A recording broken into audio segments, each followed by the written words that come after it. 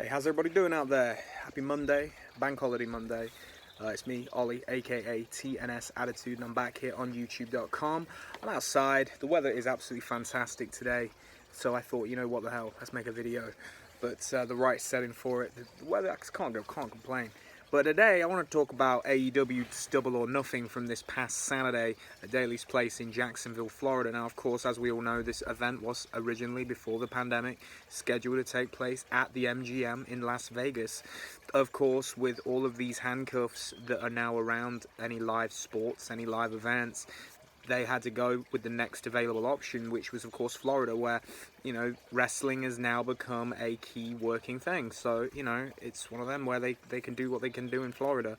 But for the foreseeable future, what I loved about the show for me, though, was the fact that they really were, they made it work. And I think that, you know, okay, there was no crowd, but just having a few people around the barriers, and I speak upon this with Dynamite as well. Like, I think throughout this whole pandemic, they've done a very good job as AEW with the whole kind of making you forget about there not being a crowd. I think just having, not like, you know, but you've got like 5 and 6 guys round parts of the ring, and when they react to certain things, I think, and also like the way they have the camera sort of just pressed so all you see is really the stage and the ring is very effective. And, you know, I think it just takes your mind off, you know, the obvious being no crowd. And I think that, you know, that in itself is very very effective when, you know, fans are tuning in and they don't really want that constant reminder that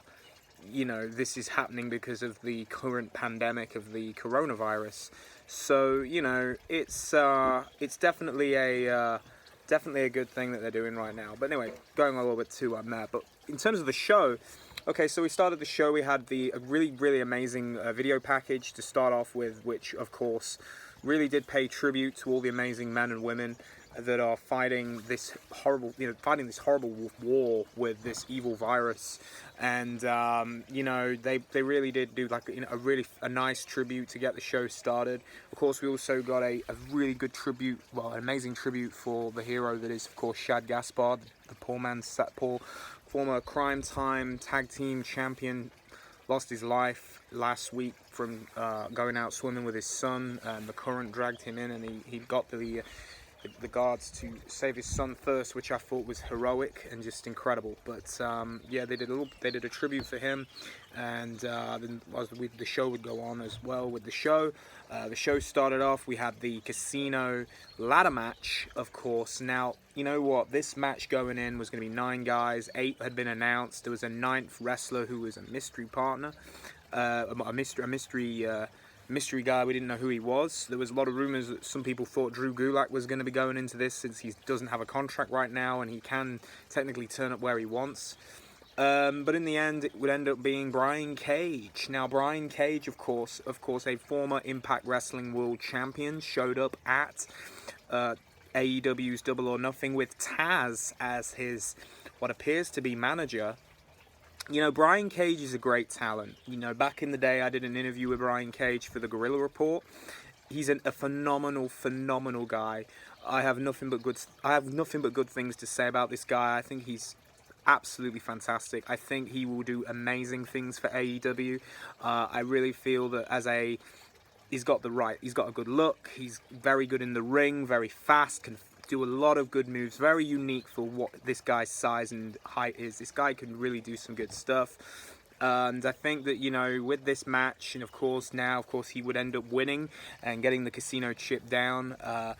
There's definitely going to build up some amazing layers that come from this. I'm really hoping where we're going to see Darby Allin and Brian Cage. I think that if they're going to put these two together, I think that's going to really create some amazing stuff going down the road.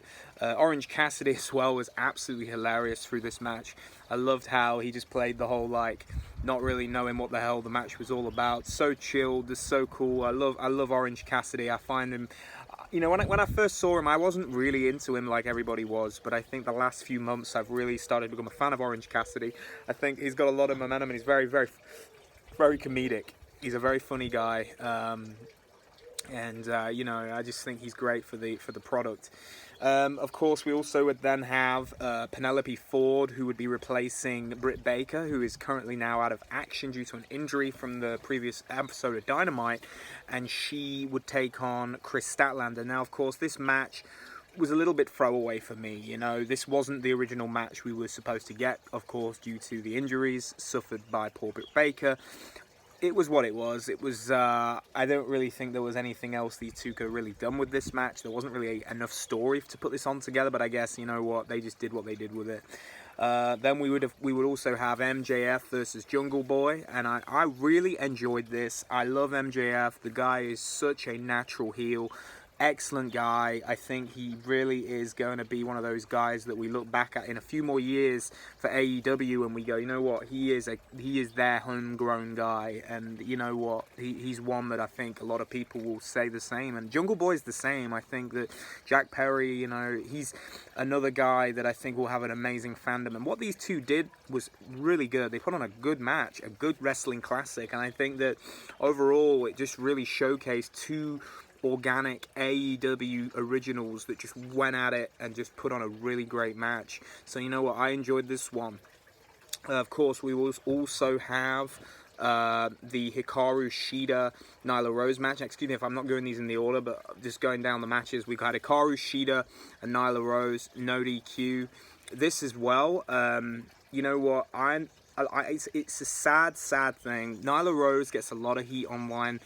A lot of people don't agree with, you know, her, and it's a lot of transphobia that I think is the problem. And you know, it's a horrible thing, but she is a woman now, and I think that, you know, with everything that's been going on, I don't want to go too deep into that, but the match itself was a women's match, and that's what it was on paper as. And it was a good match, you know, it was a good no DQ match. I thought that I thought the build for this one was pretty decent. I think that Hikaru has really been coming into her own in recent weeks. She's a good talent, and I think that for overall her popularity has really gone up. I think that, you know, she is definitely, I think the fans like her a lot more than Riho, and I think that she overall is going to be the I look forward to the reign. I think that she can make some great magic with some great women in the next few months and really help push the division to where it needs to go. I think that's hopefully, you know, where they're going to go with Hikaru Shida. We'd also have, of course, Shawn Spears and Dustin Rhodes. This was just throwaway. I thought it was stupid, very dumb, but whatever. It was just throwaway. Nothing really to really mention, just whatever. It is what it is. A bit of just filler for the show, more of a comedy segment, really. Then we would also see, of course, the TNT finals for the TNT title. Lance Archer, Cody Rhodes with Mike Tyson at ringside to award the winner. Now, a lot of people said Mike Tyson didn't really do a lot, and you know what? I think there was a belief that people thought he was going to do a lot more. He was going to get a bit more involved, be almost like how he was involved with Shawn and Austin at WrestleMania 14. But you know what? This match, you know what? I enjoyed it, and you know, there's a lot of people out there that are really knocking the overall result, saying, you know, Cody's a former WWE guy. But you know what? If Lance Archer had won, you'd be saying the same thing, because Lance Archer's been in WWE. So it's really crazy how people seem to pinpoint that he's a former WWE guy in every sentence and every response to what AEW does. They did it with Jericho. They've done it with Moxley. You know, at the end of the day, and I saw this online as well, was like, at the end of the day, man, back in the 80s, would you have been saying, you know, oh, he's a former NWA guy, or you know, he's a former WCW guy? Like, look at Stone Cold Steve Austin in the 90s. You know, he was stunning Steve Austin in WCW, and then went on to WWF and became a megastar. You know, would you be saying, oh well, he's a former WCW guy? Even the Undertaker, when he was Mean Mark, you know, he was Mark Calloway in the freaking Skyscrapers in WCW. You know, it's ridiculous. These guys come from companies. This is what the industry is. You can't constantly say, oh well, he's this guy, and keep, you know, just typecasting them in that one route. You know, Cody's not been with the WWE in, what, 4 years? What was it, 2016 he left? So, you know, you cannot constantly keep making these comparisons. But I'm going off tangent, but honestly, you know what? Cody Lance Archer, they really tore the house down. I love this match, and I thought, you know what, when they were like doing the whole like thing at the start, it just reminded me of Rocky and Thunder Lips. It was just that whole like with the height and everything when they were like staring down each other and nose to nose. I loved it. It was a good match though, you know. I thought that, you know what, and where they go with it now, and the belt's not even finished due to some delays with the virus. You know, it's going to be, the belt looks great though when it is going to be complete. There was some images leaked online of this. It looks really nice with the gold in there. We'd also have, let's give it a second. You gotta have a beer, guys. You gotta have a cold beer on a hot day like this. And then we also had, I think we're nearly through the matches. Who else? What else we got? I think I've said every match nearly. Oh yeah, we had of course, we've got to talk about the two main events. We had, of course, Brodie Lee going up against Jon Moxley for the AEW World Championship. Now, of course, this match was awesome. I'm not gonna lie, it was a great match, great brawl. I thought that, you know what, these guys really put in a really gritty, hardcore style. Both guys worked really well. Brodie Lee is a really good, like, and again, we could go former WWE guy here, but it doesn't matter. What these guys are doing is under the AEW banner, and that's what they need to be as. They're the AEW guys, and you know what? They put on a great match. The whole, like, the spot where, I don't know, you know, that planted spot where just the dirty deeds went through the stage. I love that. I thought that was really, really cool, and it just had that like ECW throwback spot to it. I absolutely loved it. I thought that, you know, Moxley came off looking really good, and I think Brodie Lee did. You know, I don't think that Brodie, you know, him losing the match is going to do anything to him. I think he only makes him look cooler with everything, really. It makes them look like, I mean, and I thought, you know, the blade job was a pretty nice spot as well. Having Brodie had a bit of colour near the end of the match, and I think that only just added to it. You know, I think that for this match, it put these two guys out that they'd had an absolute war, and I think that, you know, it is only going to make them, you know, Brodie look like a believable main eventer going forward. And I think that with Moxley as well, I think it just shows you that this guy he's that fighting guy, and he's a fighting champ, and he just goes up against everybody that he can. He will keep going. And you know what? I loved it, you know, and I think that, of course, the next match he's going to have is against Brian Cage, and I believe it's at Fyter Fest, which, of course, was originally going to be in London, which, of course, is a shame, but I think that now we know that, you know, Tony Khan has got the UK on his radar. You know, I think that once this pandemic passes and things can start to go back to a normal, we will see AEW in the UK in the future, and when that day arrives, it will be a great, great day. AEW Live is seriously some of the best wrestling live going. I can tell you that from experience when I was at Revolution in February. Absolutely awesome event. Probably one of my favorite wrestling shows I've ever been to as a fan. The atmosphere was absolutely off the chain. Loved it. And of course, you know what? Great match, just saying about the brawl. And then obviously, you know, Moxley and the Brodie, you know, good stuff. And the main event was, of course, the Stampede match with, of course, when you got the Elite, you got Kenny Omega, Adam Page, the Bucks, and they were going up against, of course, Matt Hardy. I forget Matt Hardy, broken Matt Hardy. And they were going up against, of course, Santana and Ortiz, Jake Hager, Chris Jericho, and Sammy Guevara. This match, I loved it. It was apparently pre-taped, so it was recorded on the Saturday apparently, but they did a good job with it. And I think, you know what, this was about, I would say, oh gosh, it was like 4 o'clock in the UK about this point when I was watching this live, because I stayed up to watch the whole show, and I loved it. You know, I think that where they're going with cinematic wrestling, and that's something I will say is one good thing that has come from this whole pandemic situation, is a lot of these companies now are thinking outside the box, and they're really having to in terms of what they're putting on for their product and how can they keep fans engaged, and they're going down a completely different avenue now. And I think that, you know, what they're doing with the cinematic event, I like it. I thought this match had a lot of funny moments. The matter of fact with Matt Hardy going under the water with Santana and Ortiz, and he kept coming up in different gimmicks. I thought that was really funny. And I like how they were able to avoid a WWE lawsuit. Instead of going Matt Fact, they did a matter of fact. Just a little Easter egg for you if you didn't see that one.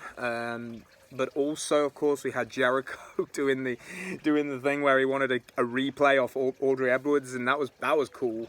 Aubrey Edwards, you know, that was awesome. But the spots were nice, and Kenny doing the finisher on Guevara off that, like a ledge right up in the that was awesome. I mean, overall, it was a funny match. We had Hangman going to the bar with Hager, and they're sitting there drinking, and then next minute they fight, and then Omega comes in.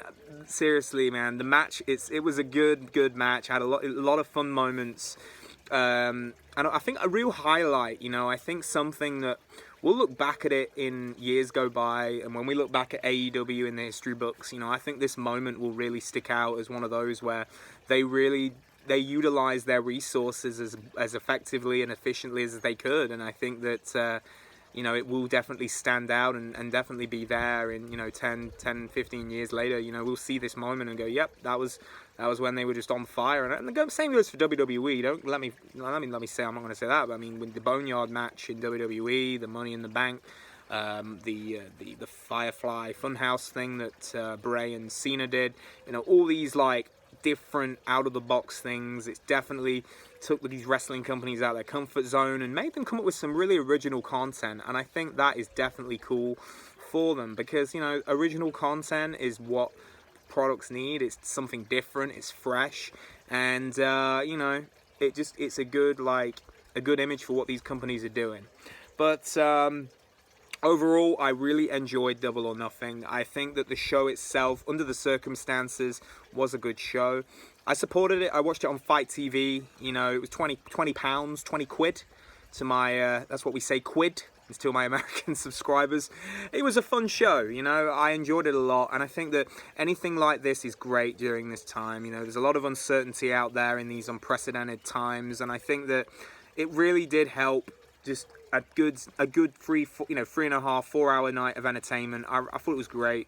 And you know what, I look forward to the next one, Fighter Fest. I mean, how they're going to do that, whether that's going to be on BR Live or Fight, or I'm sure it'll be on Fight. But, you know, overall, it was a great show. Is there anything else I really need to mention? I don't think there's any of the matches I missed. Of course, we had the pre-show, we had Private Party and Best Friends, and, you know, that was good as well. I thought that Best Friends have really been on a roll recently, and I think that helps with Orange Cassidy. So, you know, I think that, of course, them picking up the victory was good, because, you know, only now Best Friends are going to go up against Hangman and Kenny down the road. So, overall, was a fun show, fun night. I think that where they go now with Dynamite, we will see. But thank you guys for tuning in. I hope you enjoyed. I hope you enjoyed Double or Nothing if you have watched the show. It was a great night. And guys, if you you know, if you're not already subscribed to me, please do. I'm Ollie. I've been a YouTuber with wrestling for a good over 10 years. You know, I've been on and off, but I'm trying to come back with some new content now, as I feel that there's new stuff to talk about. But that is today's video, guys, and I'll see you soon for another video. All the best, everybody, and stay safe.